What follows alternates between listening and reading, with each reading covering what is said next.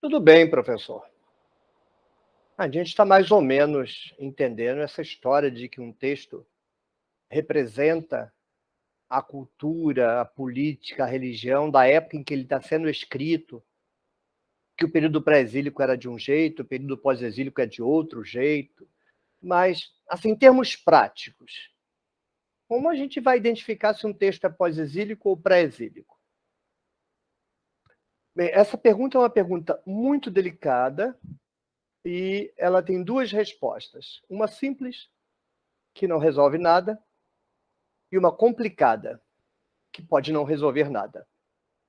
A simples é: siga a autoridade dos comentários. Compre uma introdução ao Antigo Testamento. Quem escrever aquela introdução vai dizer: esse texto é do ano tal, do século tal, da data tal, foi escrito por tal. Aí você pega isso e usa. Eu não faço isso. Como eu faço? Eu parto do pressuposto que a teologia que está expressa na narrativa, os valores políticos, os valores éticos, mas principalmente os valores teológicos, que são mais fáceis de identificar,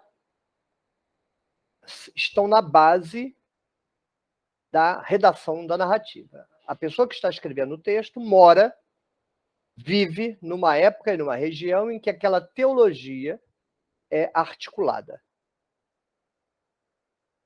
Há uma diferença radical entre a religião do período pré-exílico e a religião sacerdotal. Não a religião pós-exílica. A religião sacerdotal. Eu me refiro ao exílio por uma questão de comunicação. Mas durante o exílio e até a restauração de Jerusalém, a religião era a mesma do passado, nenhuma diferença.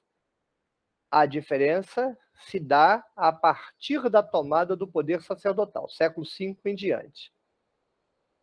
Então fica fácil, porque a religião sacerdotal é completamente diferente da religião pré-exílica. Por exemplo, vamos às diferenças. E eu vou problematizar isso, tá? Vamos às diferenças. No pré-exílio, politeísmo de Israel e de Judá. O judaíta era politeísta e o israelita politeísta. No pós-exílio, monolatria.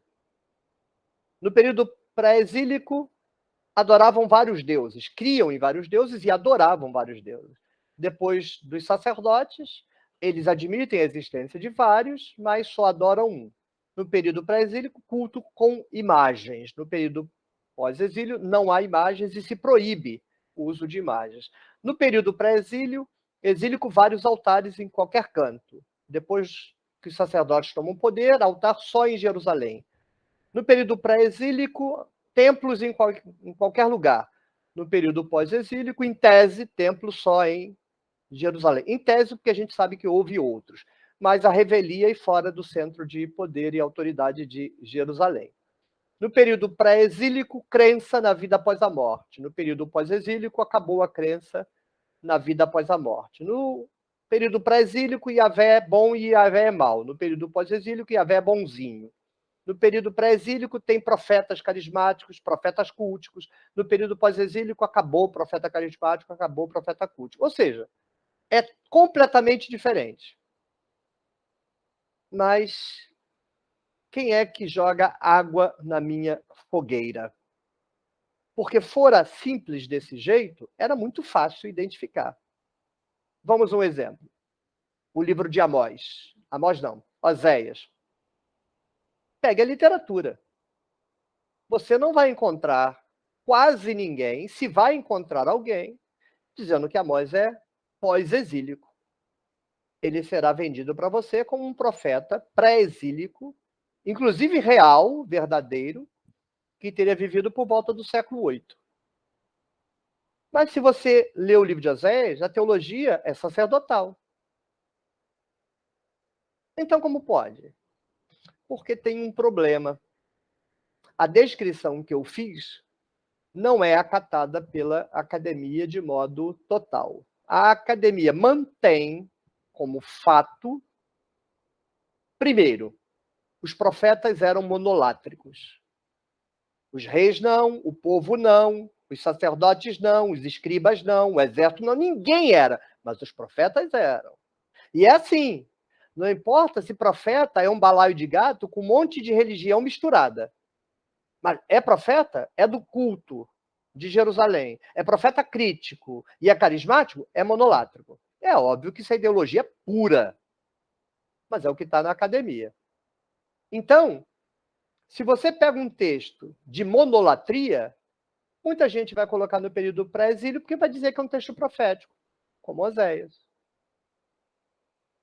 Para mim, Oséias é uma retroprojeção sacerdotal, um livro escrito por sacerdotes, de propósito, fingindo que é um profeta, para enganar a população de que aqueles valores que o sacerdote agora está enfiando goela abaixo deles, os avós, os bisavós, os tataravós já viviam porque seguiam os profetas. É uma mentira despudorada, na minha opinião. A academia segue firme na convicção de que os profetas nasceram, viveram e morreram monolátricos. Aleluia! Aí, zombaria à parte, e se eu estiver errado? E se os profetas forem mesmo monolátricos? Eu duvido. Duvido. Se o Israel Finkelstein algum dia vir à tenda, nós vamos discutir. Eu vou deixar Finkelstein, não vejo nenhum sentido. Com base em que você diz isso? Aí ele vai apresentar os argumentos que eu já li. Eu já li os argumentos dele, não me convence. Mas eu posso estar errado. E a literatura pode estar certa. Então, o meu critério para definir se um texto é pós-exílico ou pré-exílico foi para o ralo. O modo como a academia tratou a questão destruiu objetivamente a possibilidade de você classificar um texto como pós-exílico ou pré-exílico pela expressão monolátrica dele. Agora, a academia é seletiva nisso. Por exemplo, você tem a reforma de Ezequias e você tem a reforma de Josias, estruturalmente equivalentes. Reformas monolátricas, baseadas na Torá, blá, blá, blá, blá, blá. Eles aceitam a de Josias e não aceitam a de Ezequias. Por quê? Se eu aceito uma, eu me vejo na obrigação de aceitar a outra. Por que eu não aceitaria? Mas não aceitam. Porque é meio despudorada a de Ezequias. Mas eu também considero despudorada a de Josias. E, inclusive, depois que Josias supostamente faz a sua reforma, não dá 25 anos, Ezequiel, o sacerdote que foi disfarçado de profeta, ele é sacerdote, não é profeta, descreve o interior do templo de Jerusalém como um conjunto de alto relevo de serpentes. E diz que na porta do templo tem a estátua de um deus ou uma deusa. Mas, deixa para lá, né?